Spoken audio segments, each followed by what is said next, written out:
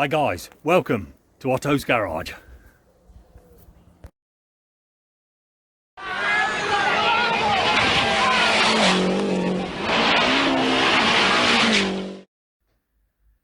I'm just having a look at that turbo position for the outlet. So I've spun it round, but it has meant that the bracket for the actuator for the wastegate isn't quite in the right place. So I've come up with a cunning solution to that. Let's just have a look. So there's the actuator, and that goes down to the wastegate here. And it's this bracket here which was causing the problem. So if we look from the top, you kind of can see that's the manifold there. So that's obviously going downhill. And before, when we had this spun all the way around, we didn't really have enough space for the radiator, which would have come through here somewhere. So I wanted it kind of going downhill and out there, but then that was fouling the actuator. So anyway, on the bracket, I've cut the edge off here, which was fouling on the side of the compressor housing outlet. But it's also meant that we've had to reposition the bracket here. So now I've got that flat. I've put a little cut in the side there, bent it all in the right place. So now we need to weld that up, grind that off, and then it'll all get bolted back on in the place that we want it. Kaboosh. That's it. We've got the actuator back on the modified bracket. So that's aiming directly down at the wastegate now the correct way. I've tightened up all the bolts on the underside of the compressor housing, and now we're going to get that put back onto the engine and just see how it all lines up on there. Right, gearbox end casing swap time. So that's what we've got. As we said before, that's where it's broken, and it's this piece here that we're going to take off. So I'll whip those bolts out and have a look and see what comes out of it. I don't think there's a lot of oil in there because it has actually drained out quite a bit when it's been in parts. And there's the casing off. And I tell you what, we've got some nice sharp edges on those gears and on the synchro mesh there as well. There doesn't seem to be anything too horrendous going on in there. There's no like horrendous signs of wear or anything. So, and there's no bits of cack like floating around, you know. Thought I might see some, I don't know, bits of metal floating about, but I am going to leave well alone, and we're just going to pop that end casing back on, and we'll cross the gearbox bridge when we come to it another year probably, hopefully. I've got that gearbox end cover on now, and I'm also having a look at some of those brackets for mounting. So, you know, this is where you've got the gearbox mount, which goes down to the front chassis, and the one that hangs off the inner wing as well. So I'll just show you what I've been doing on that. So this is our friendly lollipop one, with like a big donut in the end of it, and Powerflex bushes in there again with the stainless insert, and new bolts on these obviously, and then these are the ones which come up to form the inner wing gearbox mount basically. This was the one that had broken off on the previous, so I'm surprised the gearbox was actually staying in the car. So I'm going to get the inner wing mount that goes in here with the Polyflex bush on that as well, and I'll put that into place at the same time as now. So then when we come to lift it all up from underneath, I can just fiddle around with it. I can take it out later, but at least I know it's all in the right place at the moment. So that's looking a lot better anyway, and I think you'll agree, having that paint on it just freshens it all up, so that's good news. I love the quality of these Powerflex bushes. They do think of everything, even though I might not have done, and I'll tell you what. For example, on this one here, I'd had all this powder coated, but the bush didn't bloody well fit. Anyway, when I looked at it in close inspection, the metal core of the rubber basically is pressed into the outer core, if you like, of the bracket. Well, of course, although I've taken all the rubber out and everything, I've left the flipping metal core in. So I've had to press that out. And then, of course, this fits absolutely perfectly. And it comes with the little metal rings there to, beef up the inner face of the bush. And then obviously the outer face of it is beefed up by the outer brackets. But they're just great. They fit as they should do, and they look great. The quality's great on them. And I'm just going to take you over to the engine. And we'll just have a look on here, because this front one here that we've got, everything comes with this. So you get the bush, there's another bush inside, the poly, there's another poly inside, there's a stainless bush that goes in, and then the bolt goes right the way up through and into the existing bracket up here, which is part of the oil filter housing. So that completely replaces the Lancia one that was on the car originally.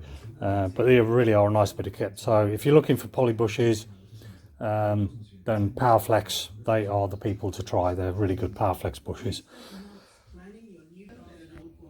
And you can see on this that the Powerflex, they supply all of the instructions that you need on how to put the bush together. So yeah, happy days. Very, very impressed with them, and I've used them quite a bit on the rear suspension as well. Whew, right, okay, so I've just put the clutch release fork back in as well. So let's just have a look at that. So that's with that in. This is just held in with a little circlip on the top, basically. And then inside, you've got your actual release mechanism, so that when you pull the clutch, that pushes the release bearing up and down the shaft, which comes away. I've replaced the seal in behind there as well. Don't know if I said that before, but that's been done. And then we've just basically given this a bit of grease up. These cups, you can get the lower and the upper yellow cup there. You can get those as new parts, but again, everything is in such blooming good condition on this. I'm just going to leave well alone. Now, don't get me wrong, although I've given the gearbox a nice freshen up and it does look good, I haven't done anything to the insides of it, so I'm fully expecting that we're going to have some kind of issues with that in the future, and then we'll cross that bridge when we come to it. But meanwhile, that's pretty good. I'm quite pleased with how that's gone. I've put some hours into this week, so I've been fortunate and had a couple of half days where I've been able to just crack on.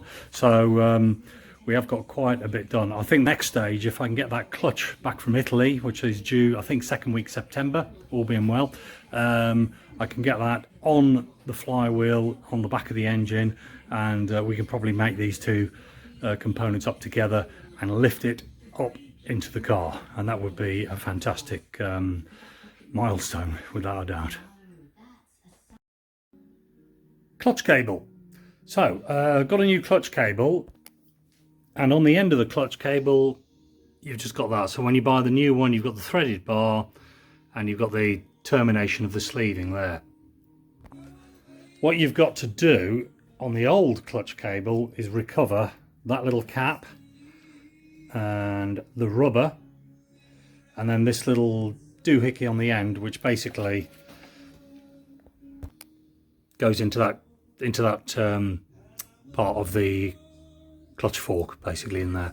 So the point I'm making is, don't just chuck your old clutch cable away. Make sure you recover those parts off the end of it, otherwise you're going to end up having to buy new ones if you can get hold of them. So I'm going to take those off and clean them up, and then we can get that ready for putting on the new clutch cable. Cool and kaboosh. I'm going to just show you what we've achieved then with the engine now, and then basically we're going to move on to something else after that. So just to recap, obviously we did the timing belt and the cam wheels there, and all of that was sorted out. At the front, I've got a couple of little things I'm still waiting on. I'm still waiting on the pulley, but I think Jim Taylor has sorted that out for me. That's cool. And I'm waiting for my fabricator to come back so we can get the water inlet plate, which replaces the water pump. He's going to profile cut that on his CNC plasma machine. So I'm just waiting for him to get away from the stupid thing called summer holiday. But anyway, that's another story. Got the mount on down here, ready to rock. Obviously that's all the oil filler, the dipstick, you dipstick. And then we've obviously had those lovely cam covers sorted out by Andy at Powder Coating Shropshire. And then moving on, we've got the turbo pretty much in its final resting place. Still might have a bit of fiddling around to do with that bracket which is supporting the wastegate actuator, mainly because I don't know how that's going to interact with the bell housing, etc. So there might be a bit of something to do on that. But in any event, I'm pretty sure that will have to come off when the engine goes in, so we've got clearance.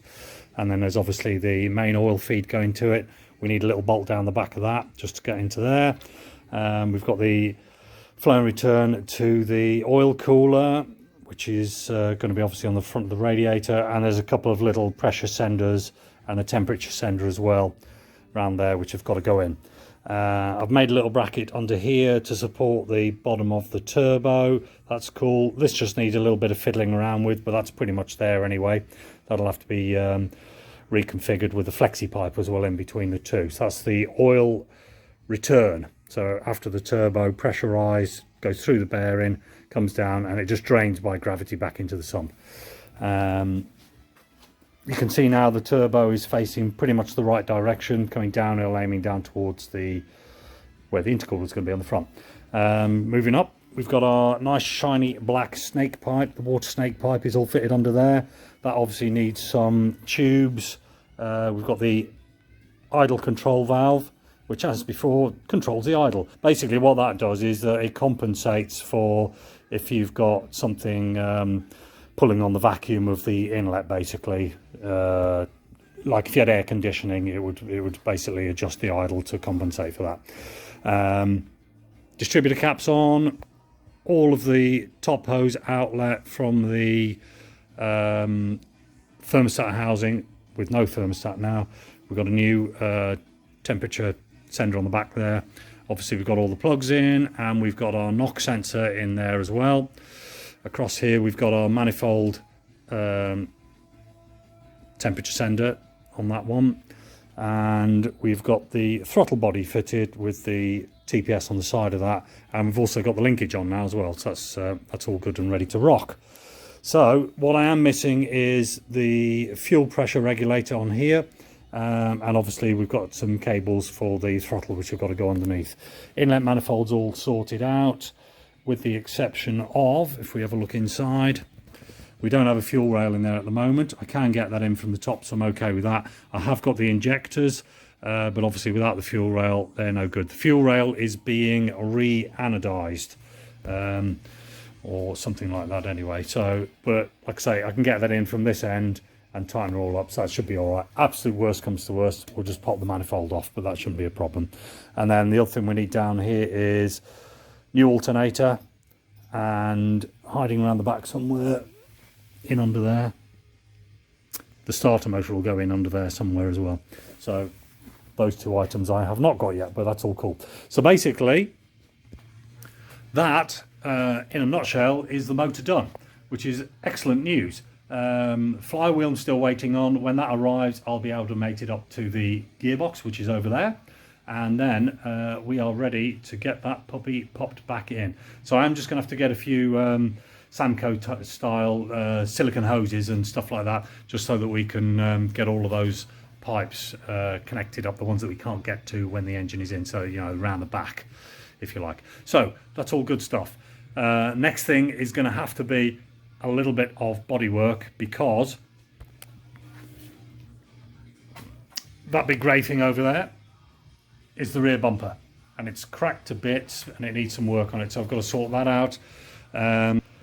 Got to paint all the panels, the bonnet, the wings and the doors and the boot as well, and I really want to get all of that done ready for our show mid-October, and I'm away next week. But in any event, it's all going to happen, so just watch this space.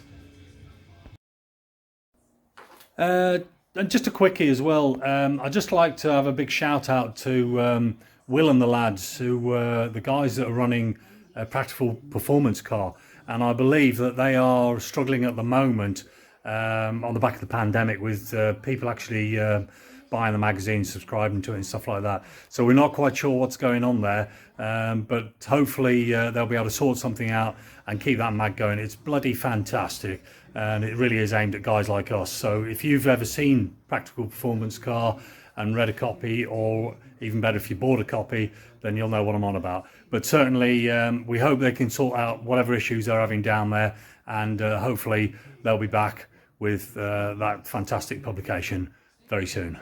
All the best to you guys. So, thanks for watching this episode of Otto's Garage. We are very nearly there with the power source. Next episode, probably going to be something to do with paint and bodywork. I don't think we're going to have the clutch here in time from Italy until after I've done a bit more paint, etc. So basically, yeah, we're not a million miles away. If you like what you see, click the subscribe button. If you fancy sharing it, even better. But in any event, thanks for watching Otto's Garage.